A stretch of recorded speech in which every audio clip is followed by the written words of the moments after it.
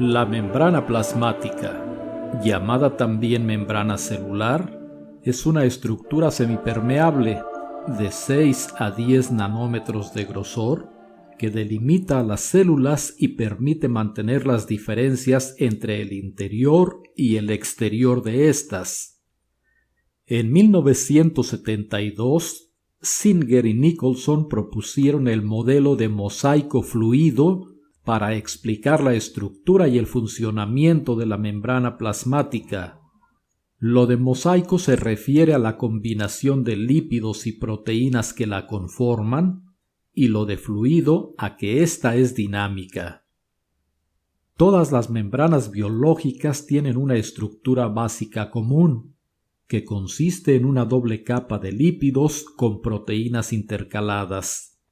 Los lípidos de la membrana plasmática pertenecen a 3 categorías: fosfolípidos, glucolípidos y esteroles. Los principales en la membrana celular son los fosfolípidos. Un fosfolípido es una molécula anfipática.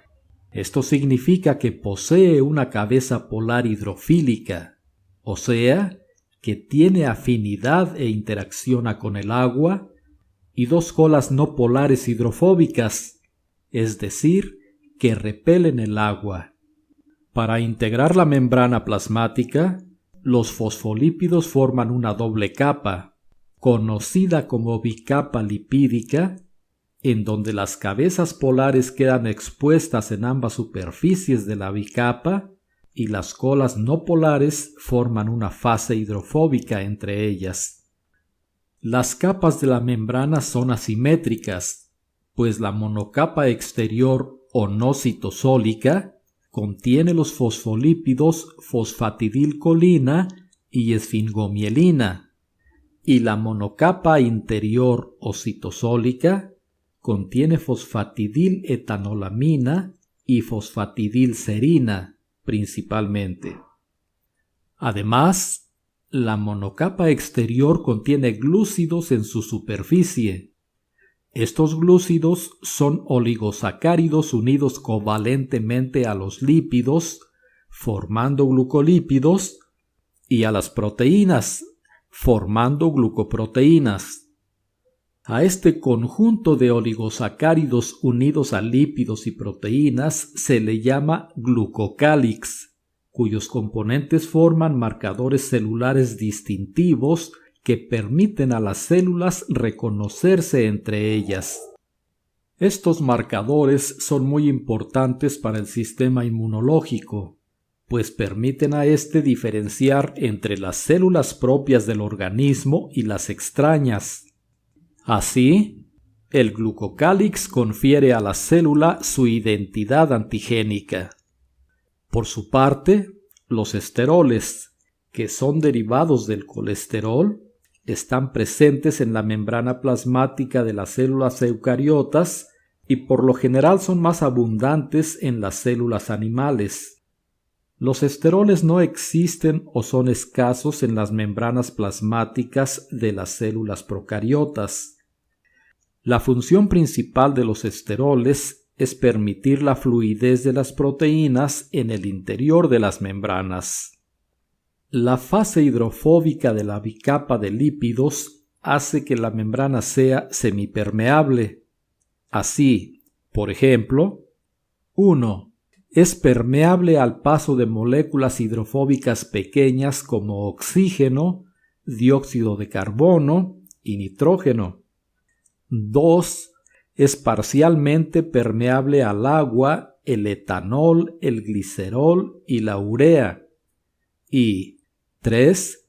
Es impermeable al paso de iones como hidrógeno, sodio, potasio, calcio y cloro, al igual que de moléculas hidrosolubles como glucosa, aminoácidos y la mayor parte de las moléculas polares. Las membranas biológicas contienen un índice porcentual entre lípidos y proteínas de aproximadamente 50-50, pero esta proporción es variable. Por ejemplo, en una neurona puede ser de 75/25 y en la membrana interna mitocondrial de 25/75. Con base en el tipo de asociación entre una proteína y la bicapa lipídica, las proteínas se clasifican en 1. Proteínas periféricas o extracelulares. Estas se adhieren solo temporalmente a la membrana, ya sea a la fase hidrofóbica o a las proteínas de membrana, mediante interacciones hidrofóbicas, electrostáticas o de otro tipo no covalente. Y 2. Proteínas integrales o intracelulares. Estas se encuentran ancladas con firmeza a la fase hidrofóbica, principalmente a través de interacciones hidrofóbicas, incluso por medio de enlaces covalentes, siendo por ello elementos permanentes de la membrana. Algunas de estas proteínas abarcan solo una parte de la membrana, mientras que otras atraviesan a ésta de un lado a otro y están expuestas hacia ambos lados. Las que se extienden por toda la membrana se denominan proteínas transmembrana. Entre sus diversas funciones, las proteínas integrales pueden actuar como canales y transportadores para el paso de moléculas a través de la membrana. Por tanto, 1.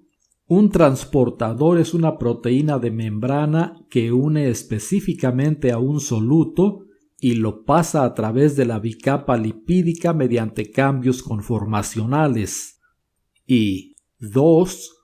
Un canal es una proteína de membrana que forma un poro hidrofílico a través de la membrana, el cual permite que solutos específicos, por lo general iones pequeños como hidrógeno, sodio, potasio, calcio y cloro, crucen la membrana a favor de su gradiente electroquímico.